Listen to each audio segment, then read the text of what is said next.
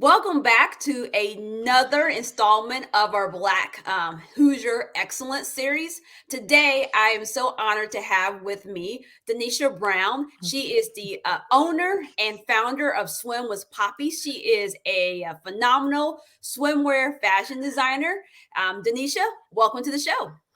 Thank you so much, and what a great introduction. I mean, I feel so special. Yes, designer and educator as well. So I also teach at the University of Cincinnati in the fashion department, so still in my genre of things I love to do. So I'm excited to be here. Thanks for having me. Well, thanks so much. One of the things I wanted to let our audience know is that I've known you for a long time. I met Denisha when she was literally in high school and I was in Yes. college. Hmm. We attended the same church because once I went to Yeah. college, I joined the church. And she joined this drama ministry where I was writing these plays. And so to see her go from this high school student who was phenomenal then to this grown woman who has her own business, who's participated in events like Miami Fashion Week, Yes. who has made me a swimsuit to fit my style. I Beautiful just body. think it's awesome to see how you evolved. Mhm. But thinking about when I met you, did you know that you wanted to go into fashion? Talk to us a little bit about how you got on the path to deciding like fashion was going to be your career. Oh yeah, I always knew that I was going to be a fashion designer, and I think I used to draw these sketches, and my mother paid attention to them, and we were walking to Old Country Buffet, if you remember, and so we were walking into that. It's like a buffet style. It's really amazing food, but it went out of business anyway. We were walking into that, and she noticed my sketches, and she's like, Denisha, these are so interesting. I love the clothing. And I was like drawing beading. And she's like, you should be a fashion designer. And I literally that was it. So by my 15th birthday, my mom bought me a sewing machine and I was sewing all the things, mostly like lingerie because she was into lingerie sales. And so I would buy bras and then I would buy fabric and I would just create these really beautiful like evening looks and pieces. And so yeah, I knew that's what I wanted to be, but I still had to finish all the things because a well-rounded designer is also very intelligent. Or, not to toot my own horn, but you gotta make sure you still know measurements. You gotta still do math. Sorry. If you're into fashion and you're like, oh, I don't have to learn science, math. No, textiles. You still have to know so many things. To be a designer. So, yes, at that time, and I totally looked up to you. I thought you were amazing and very articulate. I knew you were going places. And so it's great to have Black women of influence around you as you're growing up because it really does bleed off into your DNA of who you are professionally. I like that you talked about that in your career of fashion, that you also have to have the science and the math. I know for one, I watch fashion shows, I watch Project Runway on and off, and sometimes the designs fail because people don't understand like the science or the engineering of things. Or like they measured it wrong, and so they're Yep. sewing the person into the clothes or gluing them into things. And so, what type of, how much like math, science, what other skills, if you're going into fashion school, what type of classes did you take in college to make you a well rounded fashion designer?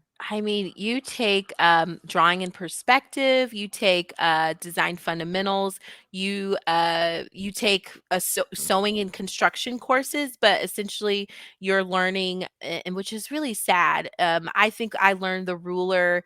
I forget what grade, but I had to relearn all the eighths and stuff they said you didn't need to know. You need to know in fashion. So I the 16ths, all of it. So I had to kind of go back and get it together. Depending on where you go in fashion, you could do chemistry. There are some chem courses right now at University of Cincinnati in our fashion department. We have a tech course where fashion and tech come together, and have to do formulas. And some of the students are like, "Oh my gosh, math!" And so it's not going anywhere. It's always there. So all of the above: drawing, art, a little bit of math and different things like that, social practice classes where you're understanding sustainability and your footprint in the world. You can't just make things and not care about where they go after you make them. So Hmm. business. So math is in business, learning how to price garments. And depending on where you are, you might be in fashion merchandising where you're working and you own a store and you're a fashion buyer. There's so many places to go. And that's why I tell parents when I used to do tours for art institutes where I used to work as well, they would be like, I don't, how are they going to be able to get a job? Yes, yes. There are plenty of places now. Mostly, sometimes you have to move. You have to be willing to be mobile or kind of do your own thing or just be really flexible in that, if that makes sense. It does. So I know you live here in Indiana, but you Hmm. mentioned that you teach in Cincinnati, which is in Ohio. So Yes. do you split your time between the two states? And then I also know you were down at Miami Fashion Week, which is in Yes. Florida. So how did that all work out with the fashion, with you being in multiple states? Oh my God. It's crazy. I am a go-go rabbit though. Like I am the person that's up at 4 o'clock in the morning, doing something. So I am just that's my energy level. And so I think you have to do things in match of that. So for me, I go Mondays and Wednesdays, I teach. I leave the house around 5:30 a.m. and I get home around 5 p.m. And then between those days, I work on my business, my swim business. So and then sometimes I travel for fashion shows or I'll go to a photo shoot. I'm getting ready to go to a trade show where I'll have different retailers come and look at my garments and put them in their stores. And it's a lot of running running around and going there and being there. The work trip I went to in Florida before was for a photo shoot. So I had two shoots that I went to. And I remember somebody going, "You have the life," and I'm like, I do. I love my life, but it is work. It's work. It's stress. It's a little stress, but it's good stress. So I think finding your dream where you love it, but then you're going to have those hard moments where it's a little difficult. Like you have to do math or you have to drive or you but is it worth it to you? And for me, the answer is yes. So, talk Mhm. to us a little bit about maybe some roadblocks you had on your journey of fashion. Because when I think about young people thinking about who they want to be in the world, sometimes the roadblocks scare youth off and they think they can't do it. So, what are some of the roadblocks you've come across and how have you navigated them and worked through them? For me, it's definitely finances. I think that is been a big one, right? If I always say this, if I had all the money in the world, I would be less stressed, right? Because I would just be able to use it where I need it. But things cost money and growing a business costs money and going to school. I remember specifically wanting to do this fashion camp my junior year in high school. I wanted to go. It was at School of the Art Institute of Chicago and it was thousands of dollars. And I remember going to my mom and I'm like, no, God says this is the camp I'm going to. And she was looking like, okay, well, he better be coming up with some dollars and cents because so my mom actually went to the church. She went to Pastor Barrett and they raised the money and I was able to go to that camp. And so and there's more stories like that. It's always been like, oh, the cost of this. And then somehow it comes. It comes. And so I think for you, if you're a student and you're looking at a major, maybe you don't have any fashion designers in your family and you're the first, or you're an architect or whatever you want to go to school for, whatever you want to be, and you don't have anyone as a blueprint, you have to be understanding that finances might be a situation where you've got to get creative. You got to look for scholarships. You gotta open up your mouth and say what you need. Because that is one of the biggest things I definitely say is finances. And I would also say sometimes people mean well, especially people that are close to you. They look at your life and they'll go, "Oh, well, how much money?" They try to figure out if it's worth it. What you're doing, is it really worth it, Denisha? And you cannot let someone else give you value. You have to essentially get that value and from within, and you've got to know. that without a shadow of doubt, this is what I want to do. And you got to be willing to take the highs and the lows. You're not always going to have highs. And even I came back from Miami Swim Week and I still had stuff I had to do that was like grunt work. And I was like, I do not feel like doing this. I had alterations. I hate doing alterations. But, there's just parts of the business that are going to be low, and you have to not discount the highs for the lows. You've got to learn to merge the two and roll with it. So hopefully that helps. And speaking of Miami Fashion Week, I Yes. also saw that one of your swimsuits was in USA Today. Which Yes. so how? And I also know you were featured in Essence magazine. So Yes. talk to us a little bit about how that felt. Did you feel like validated? Like how did you feel getting into those major publications? Those are one of those moments where you're like, wow. Like I you just, you go and I have people that, my assistant, my photographer, so they're all looking for press. And so I remember my assistant texted me and go, "Did you see it?" And I said, "See what?" And because she's like, and she sent me the link to USA Today. This was last year, and I was like, "Oh my gosh!" It was just amazing. It was like, this is my stuff, and then it wasn't just like a little bitty. It was like picture. I was like, "OMG!" And then Essence was this year before I even went to Miami. That's the greatest part. So I'm getting ready to go. I think it was a week out, and so honestly, I forget who found it. It was another designer. It was a fellow designer who messaged me say, "I don't know you, but I just didn't know if you knew." And so I went and I'm like, "Oh my gosh, this is Essence." Like I grew up, with the little mini Essence or the magazines we're used to seeing. It was phenomenal, Shanta. It was amazing. It was just it was one of those moments you live for, and it's like, okay, this is exciting. This is why I do it. I'm glad other people are validating me. But again, it's important to already have that, because when they don't like it, you that could crumble you. So you have to know who you are and be excited about that. But yeah, those were epic moments. And just, yeah, awesome. So how there's so many aspects of fashion. So how did you narrow your focus down to swimwear? What led you to that particular path? Oh, that's a good question.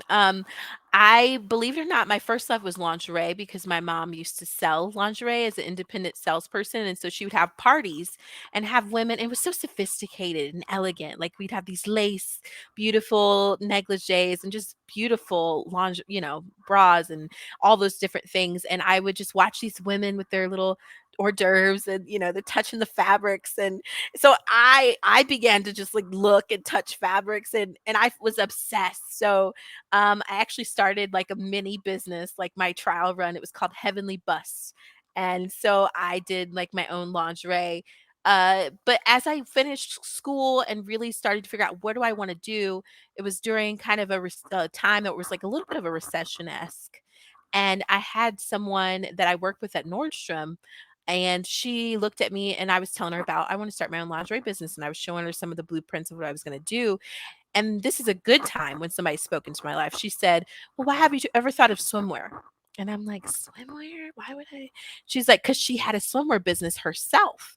And she Mhm. said that is a very approachable way to, which is a quick entryway into business. Essentially, she's like, it's a little bit more approachable because women will buy underwear, kind of, but trips and things and vacations are something that you could really brand yourself for. And so that's how I got Jam. And I went online because I had one stretch class in college. So college is not going to give you all the tools you'll need. They're going to give you the foundation. Just keep giving you that. You're still going to have to do some research on your own. So I went and I researched how to sew elastic and straps and all the swimwear things, and I researched it and then practice, and then honestly, it's here from there. That's where I jammed, and it's where I've loved it. I mean, it's a great place to be, and I can branch off and do other things, but I always will love it.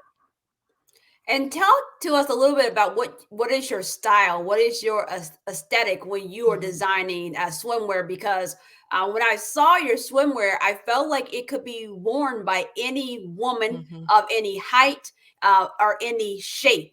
And Yeah. as females, as we get older, especially if we have children, sometimes we're a little bit self-conscious of how we look in swimwear. So Mhm. how do you accommodate all of those like sizes, shapes, and then what is your fashion style when you're crafting these swimsuits? Oh, I love that question. I love that because honestly, I try everything on. I think that's my that's my awesome sauce is I'm a mom of 3 boys and I'm a curvy woman. I'm not real like straight and skinny. And so I try even when I very first started, I tried things on. I put it on, I made sure it hugged the buns, make sure everything is nice and supported.